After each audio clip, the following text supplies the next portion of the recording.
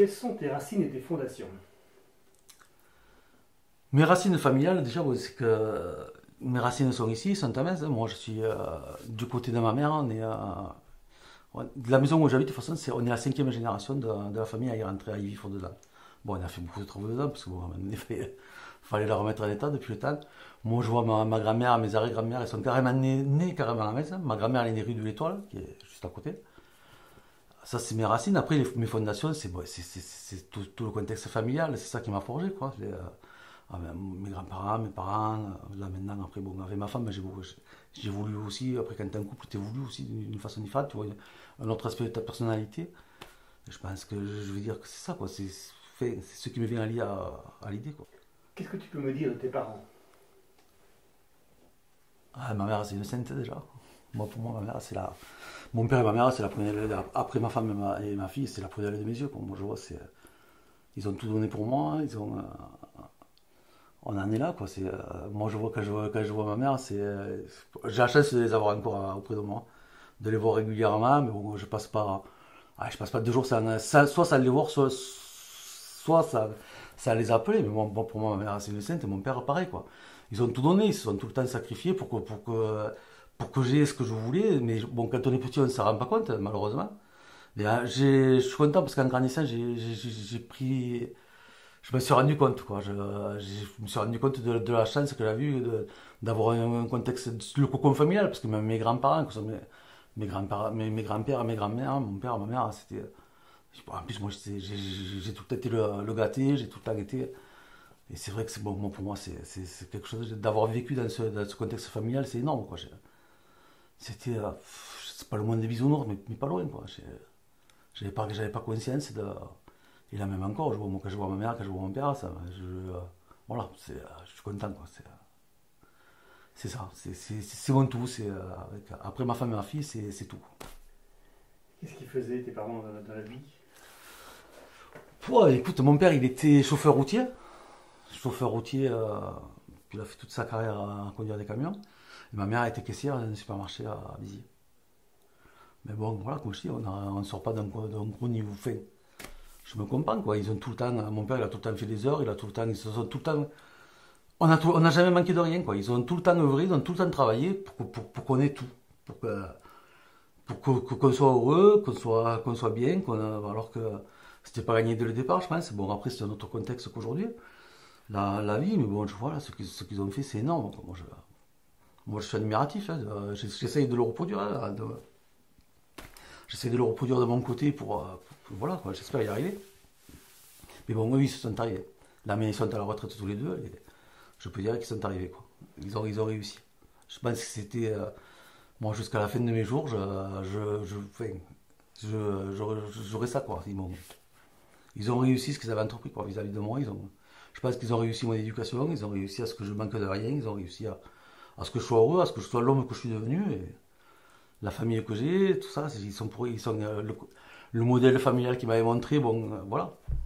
Après, bon, chacun le voit à sa façon, toi, c'est clair que mais voilà, moi, pour moi, ils ont été énormes, quoi. D'avoir des parents comme juge, je le souhaite à tout le monde, quoi. Tu dis que ton père était chauffeur routier, c'était des longues distances ou c'était... Des fois oui, des fois non. Il y avait des fois, il pouvait partir la journée, des fois c'était la semaine, c'était. Bon, on se voyait quand même, bon. Bon, je voyais régulièrement, je peux pas dire que j'ai pas manqué d'amour, j'ai pas manqué d'affection, ni que ce soit ni mon père, ni ma mère, quoi. On se voyait régulièrement, tous les week-ends, il m'amenait quand j'étais petit, je jouais au foot. Tous les week-ends, il m'amenait au terrain pour jouer au foot. Enfin, tout le temps, comme je dis, ils ont tout le temps été là pour moi. Il n'y a pas eu un moment de ma vie, je peux dire que non, ils ont tout fait, quoi. Ils ont tout le temps présent, quoi. Et qu'est-ce que tu as appris de tes parents? Je sais pas, écoute, je, l'amour, l'amour, tout simplement. L'amour qu'ils m'ont apporté, parce que bon, mais puis j'essaie de le rendre, hein. Moi, je vois quand ma mère, bon, c'est que je leur dis pas assez souvent, hein. Un enfant ne dit jamais assez souvent à ses parents qu'il les aime, alors que mon père, j'ai rarement dit que je l'aimais, hein. Mais ma mère, pareil. Je crois que la première fois que j'ai dit que j'aimais ma mère et que je l'aimais, je crois que je devais avoir allez, 25, 30 ans, quoi. Mais ça n'empêche pas que Mais c'est comme ça, je pense que ça doit par pudeur, je sais pas, c'est débile, hein, même, on devrait au contraire, on devrait le dire plus souvent. Hein, mais voilà, je pense que ça, j'ai beaucoup appris hein, à ce point-là. Moi, je vois ce qu'ils ont fait pour moi. Je pense, c'est, comme je dis, j'en reviens à cette chose, mais bon, c'est vrai que, voilà, ils m'ont transmis ce qu'ils ont fait pour moi, que j'essaie de le retranscrire pour ma fille, tu vois, qu'elle ait tout, pour que tout le monde soit heureux. Justement, le côté protecteur, tout ça, je pense que ça vient beaucoup de là aussi. De protéger ma femme, de protéger ma fille, tu vois, même eux, il ne faut pas toucher à mon père ni à ma mère, hein, ça c'est, je peux rapidement disjoncter, quoi. Mais bon, voilà, quoi, ils m'ont beaucoup appris, tu vois, à ce niveau-là, j'ai été chanceux, hein, j'en ai conscience, tu vois. D'avoir vécu dans ce coco, c'est l'amour qu'ils m'ont apporté, tu vois, ça m'a permis, tu vois, d'être quelqu'un, je pense que je suis quelqu'un de gentil avec ma famille, tu vois. Malgré mes coups de sang, parce que bon, malheureusement, tu vois. Mais après, bon, je pense que dans l'ensemble, je me définirais comme quelqu'un de gentil. Mais je pense que mon père également, c'est quelqu'un de gentil, ma mère, n'en parlons pas, aussi pareil. Et je pense que, comme je t'expliquais, il y a beaucoup de choses qui viennent d'eux, quoi. Et quel enfant tu étais, toi? Studieux. J'étais un enfant studieux. Ouais, j'ai eu plusieurs étapes. Hein. J'ai fait des études convenables, enfin, plus que convenables. Ouais, j'ai eu un BTS compta gestion. Après, moi aussi, j'ai eu une période à l'adolescence, comme tous les gamins, tout garçon. En plus, bon, moi, j'étais dans un quartier. Parce que bon, toute ma famille était de Metz, mais bon, moi, j'habitais à Béziers jusqu'à mes 18 ans. Et j'habitais à la Devèze, qui était quand même un quartier assez difficile. Et à un moment donné, pour t'affirmer, pas faire des conneries, mais bon, j'étais obligé de. Et après, c'est répondre, toi, d'être débile, être con, quoi, jeune et con, à l'adolescent, dans toute sa splendeur, toi, répondre à ses parents. Bon, après, j'ai pas fait de bêtises, hein, mais après, voilà, quoi. Après, je pense pas avoir été un garçon difficile, hein. Bon, à part que ça m'arrivait de répondre à mes parents, mais bon, au niveau des études, toi, je faisais le taf, voilà, quoi, j'ai pas fait de conneries, j'ai jamais volé, j'ai jamais eu la police chez moi. Pour ça, je pense pas avoir été un garçon difficile. Je fais de poser la question à mes parents, mais je pense que ma mère, elle te dira que non, que j'étais parfait. Mon père, lui, va te dire, ouais, quand même. Et bon, c'est comme ça. Non, voilà, non, je pense pas. Non, j'étais un garçon normal, quoi. J'ai un gamin qui aimait la vie, tout simplement. Comme encore, hein. Qui aime vivre, qui aime s'amuser, qui aime faire la fête, qui aime voir ses amis. Ouais, je pense, voilà, c'était le genre de gamin que j'étais, quoi. Tu étais de quel quartier à Béziers? La Devèze. J'étais à la Devèze, j'étais là. Ouais, c'était la première fois que je suis allé à l'école, que je me suis retrouvé au collège à la Devèze, que tu arrives, t'es sixième, que tu te retrouves avec des troisièmes. Ça fait drôle, hein. Surtout, bon, il a fallu se faire respecter. Après, bon, après, par contre, une fois que je me suis fait respecter, après, j'étais tranquille, quoi. J'ai vraiment été bien, quoi. Après la Devèze, c'était la Devèze, hein. Ça a commencé, c'était pas encore le quartier que c'est devenu après par la suite, hein. Il y avait des prémices, hein, mais c'était pas. Puis bon, nous, on avait la chance qu'on était une bande qu'on était à peu près tous du même âge, là. Et on avait le parc de la Gaillonne, je sais pas si vous connaissez, juste à côté. On passait notre vie dans le parc à s'amuser, voilà. Mais bon, la Devèze, j'en garde quand même un bon souvenir du quartier de la Devèze parce que ça m'a forgé aussi. Ça m'a forgé une partie de moi, quoi. Il y a une partie qui serait différente si j'avais pas été. Si j'avais pas été dans ce quartier-là, si j'avais été dans un quartier beaucoup plus facile. Et pourquoi vous étiez parti à Béziers? Ben, ma mère travaillait là-bas. Ma mère travaillait là-bas, mon père était de Béziers. Mon grand-père était. Pour en revenir à la base, ça sera plus simple. Bon, moi, toute la famille habitait à Metz. Du côté de ma mère, que ce soit ma grand-mère, tout le monde habitait à Metz. La maison, comme je t'expliquais, la maison de famille, ça a tout été la même après ça. Et mon grand-père, il a été militaire de carrière. C'est-à-dire qu'à un moment donné, ils ont été obligés de partir avec ma grand-mère. Donc ça a commencé pendant la Seconde Guerre mondiale, que pour continuer le combat, il a quitté la France pour aller combattre les premiers commandos en Afrique du Nord. Après, il a fait le débarquement en Provence, tout ça. Il a continué sa carrière de militaire. Bon, il est revenu, je sais plus où, je crois que c'est vers Villefranche de Rouergue ou un truc comme ça. Et après, il est parti en Indochine. il est parti en Indochine faire la guerre d'Indochine. Quand il est revenu, après, ils étaient à Toulouse. Toulouse, puis Béziers. Et là, ma mère, elle a rencontré mon père, qui lui, par contre, est un pur biterrois. Et du coup, on y est resté jusqu'à.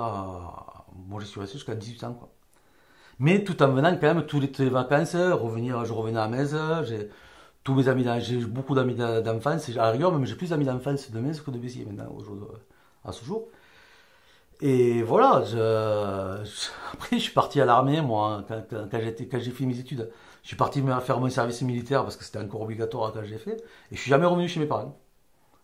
Quand j'ai été démobilisé, ben, je me suis installé à Metz, dans la maison. J'ai eu la chance et voilà.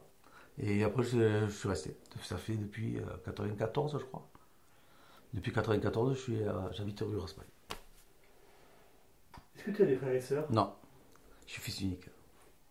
Et est-ce que tu aurais aimé avoir des frères et sœurs? Je sais pas. Je sais pas. Ça m'a pas manqué. Honnêtement, hein, ça m'a pas manqué. Et je connais pas la relation frère-sœur, toi, pour te dire j'aurais aimé, j'aurais pas aimé. Ça, je peux pas. C'est compliqué de parler d'une chose qu'on ne connaît pas. Tu vois, après, bon, quand je vois ma femme, elle, qui a des frères, hein, quand je vois le rapport, je vois un peu les rapports qu'ils ont vis-à-vis dans ses yeux à elle. Je sais pas. Après, après, je suis tellement. Enfin, je peux pas te dire si j'aurais aimé, si j'aurais pas aimé. Je me suis gamin. Il y avait des fois, j'aurais pu te dire oui. 15 jours après, je t'aurais dit non. C'est ainsi fait, mais bon, je sais pas. Honnêtement, c'est vraiment une question que j'ai aucune réponse pour ça. Quand tu étais enfant, c'était quoi tes rêves?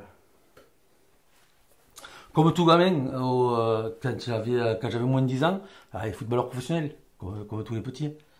Après, en évoluant, j'ai eu d'autres aspirations. J'ai voulu faire tout au niveau, je voulais faire prof d'histoire, toi. Puis malheureusement, j'étais bon en histoire, puis je me suis pas rendu compte de l'importance du français à cette époque-là. Je m'en suis rendu compte que trop tard. Pareil, après, bon, du coup, l'un dans l'autre, je suis parti sur les études de comptabilité. Et puis, quand j'ai passé mon BTS, je suis tombé sur un prof de droit qui m'a fait adorer le droit. Et tu vois, c'est un regret que j'ai, tu vois, parce que je pense que si j'avais eu un prof comme ça, tu vois, plus tôt, je pense que j'aurais pu partir, tu vois, plutôt vers le droit, tu vois, style faire juge d'instruction, tu vois, l'école dans la magistrature, tu vois, les trucs comme ça, c'est des trucs qui auraient pu m'intéresser. Malheureusement, tu vois, j'avais 18 ou 19 ans quand j'ai découvert ça, et voilà, quoi, du coup, j'ai pas voulu rebasculer. Toi, de suite. Toi, peut-être que avoir su ça avec le recul, peut-être, toi, je l'aurais fait. Plus maintenant, mais parce que je vois après, quand j'ai commencé à bosser au niveau comptabilité, j'ai moins accroché, tu vois, à la comptabilité. Et je suis plus parti après sur de la gestion, sur le management. Là, par contre, je me suis régalé. Mais c'est vrai que je pense que toi, si le juge d'instruction, puis ce prof que j'ai eu là, il m'a vraiment fait aimer, quoi. Et puis il me prêtait des livres, tu vois, sur le juge Michel, le juge Lambert, tu vois, des trucs comme ça. Puis je me régalais, quoi. Puis comme je dis, c'était trop tard, quoi. Enfin, à 20 ans, tu rebasculer sur un truc de droit, c'est-à-dire annuler 4 ans de compta que tu fais, un diplôme. Bon, tu le gardes quand même, pour repartir sur un truc, ça m'aurait fait trop tard, rentrer dans la vie active trop tard, quoi. Donc du coup, j'ai préféré tout arrêter. Enfin, arrêter là. Après un bac plus 2, j'ai arrêté et je suis parti à l'armée. Et après l'armée, bon, j'ai attaqué le boulot, quoi. Est-ce que tu peux nous raconter un souvenir particulier de ton enfance qui t'aurait marqué?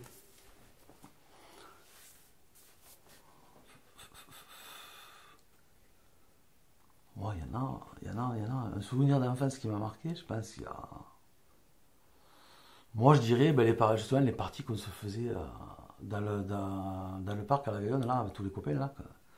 On faisait des parties, on avait un terrain de jeu qui était immense, qui faisait 10-15 terrains de football, il y avait de fourrés et tout, et on faisait des parties de cache-cache là-dedans, on a passé des moments extraordinaires, quoi. Après, ce qui m'a marqué aussi, des souvenirs qui m'ont marqué, j'étais petit, c'était en plus beaucoup. Moi, je jouais à Béziers, quand c'était en finale du championnat de France de rugby, toute la ville changeait. C'était impressionnant, parce que t'avais tout le monde qui décorait les voitures en rouge et bleu, t'avais tous les parents qui nous faisaient les drapeaux rouge et bleu, C'est-à-dire qu'on passait la semaine qui précédait le match, la finale, quoi. Tous les petits, on était au bord des routes, chaque fois qu'il y avait une voiture qui passait, on agitait les drapeaux. Et c'était sympa, quoi. C'était de l'insouciance, hein. C'était chouette, quoi. C'était bien, quoi. On le revivra certainement pas, malheureusement. J'aimerais, mais bon, mais c'était quelque chose, quoi. C'était vraiment, l'ambiance était sympa. Puis même les soirs de finale, tout le monde se rejoignait sur les allées Paul Riquet. C'était quelque chose. Les allées Paul Riquet, si tu vois la taille des allées, tu pouvais pas bouger. T'étais comme ça, quoi. Tellement il y avait du monde, hein. C'était un truc de fou. Et après, moi, j'avais la chance que mon père et mes grands-parents connaissaient les joueurs. Ça fait que très souvent, après, moi, j'ai des photos, je suis tout petit avec l'équipe en train de tenir le bouclier de Brennus, tu vois. Ça, c'est les souvenirs, tu vois. Même après, quand j'étais plus grand, que j'allais dans les boîtes d'Alain Estève, tout ça, qui connaissaient très bien mes parents, du coup, bon, qui me connaissaient à moi. Bon, je faisais un peu le haut, tu vois, parce que je le connaissais. C'est chouette, j'ai de bons souvenirs, vraiment.